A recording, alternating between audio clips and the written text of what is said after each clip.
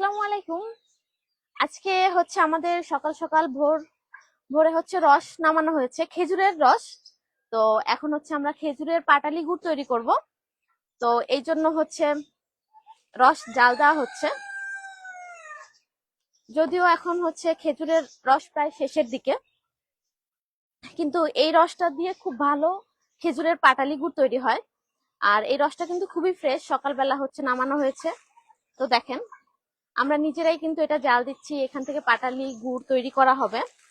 তো আপনারা চাইলে আমাদের এই ফ্রেশ পাটালি গুড় অর্ডার করতে পারেন। আর অর্ডার করার জন্য আমাদের ফেসবুকের মেসেঞ্জার অপশনে গিয়ে আপনার অর্ডারটি কনফার্ম করতে পারেন। এছাড়াও আমাদের ওয়েবসাইটে আপনার অর্ডারটি কনফার্ম করতে পারেন। আর আপনারা কিন্তু জানেন যে আমরা সবসময় ফ্রেশ এবং ভালো প্রোডাক্ট দিয়ে থাকি।